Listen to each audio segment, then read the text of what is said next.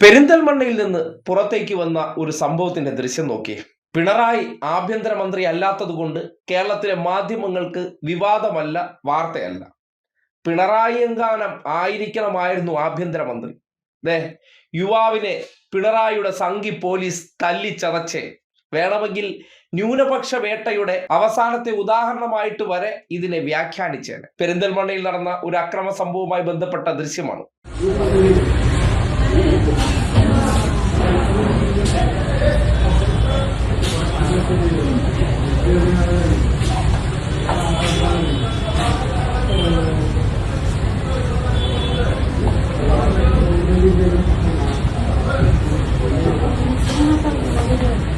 കേരള പോലീസിലെ സംഘിവൽക്കരണമൊക്കെ പൊടുന്നനെ മൗദൂദികൾ മറന്നു.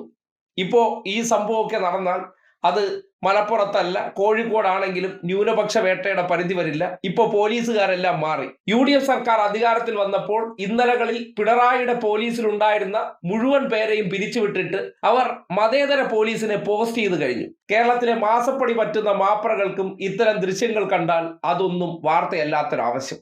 പോലീസും യുവാക്കളും തമ്മിലുള്ള ഏറ്റുമുട്ടലാണ്. അവിടെ നടന്ന ഏതോ സംഘടനവുമായി ബന്ധപ്പെട്ട വിഷയമാണ്. പോലീസുകാരും കാര്യമായി മർദ്ദിക്കുന്നുണ്ട്, യുവാവ് തിരിച്ചും അവരെ കയ്യേറ്റം ചെയ്യാൻ ശ്രമിക്കുന്നതാണ് ദൃശ്യം.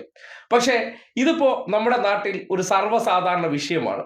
ഇത് പിണറായിയോ ഇടതുപക്ഷമോ ഇരിക്കുന്നെങ്കിൽ മാത്രമേ ഇതെന്തോ സംഭവ ബഹുലമാണ്. ഇത് ആ പൗരന്മാരെ തല്ലിച്ചതയ്ക്കുന്ന പിണറായിയുടെ കാടത്തം, രക്ഷാപ്രവർത്തനം തുടങ്ങിയ വാക്കുകളിലൂടെയൊക്കെ ഇതിനെ ഇപ്പോ പൊലിപ്പിക്കേണ്ട, അല്ലെങ്കിൽ ആ വാർത്തയെ വലിയ തോതിൽ സംഭവ ബഹുലമായി അവതരിപ്പിക്കേണ്ട എന്തൊരു ശാന്തതയാണ്. ഒരു സർക്കാർ അങ്ങോട്ട് മാറിയപ്പോൾ കേരളത്തിലെ മാധ്യമങ്ങൾ എന്തിനും ഏതിനും വാർത്തയായിരുന്നവർ, എന്തും ഏതും വിവാദമായിരുന്നവർ, പോലീസ് ഇങ്ങനെ തല്ലുന്ന ഒരു ദൃശ്യം കണ്ടിട്ട് അതിനെ സംബന്ധിച്ച് അവർക്ക് ഇപ്പോ വാർത്താ പ്രാധാന്യമില്ലാത്ത സംഭവമായി മാറി. നാട്ടിൽ കഴിഞ്ഞ മാസം വരെ പാമ്പ് കടിച്ചാൽ വരെ വിവാദമായിരുന്നു. അതെല്ലാം പിണറായിയുടെ കുറ്റമായിരുന്നു. ഇന്നിപ്പോ മുഖ്യമന്ത്രി മാറി മേനോൻ വന്നപ്പോ ഇതൊക്കെ ഈ നാട്ടിൽ നടക്കും, സർവ്വസാധാരണമാണ്, അതിനെയൊന്നും നിങ്ങൾ കാര്യമാക്കേണ്ട കാര്യമില്ല എന്ന രീതിയിലേക്ക് അത് മാറുന്നത് എങ്ങനെയെന്ന് നിങ്ങൾക്ക് നോക്കിക്കാണാനുള്ള അവസരമാണ് ഈ ദൃശ്യമെന്ന് പറയേണ്ടി വരികയാണ്.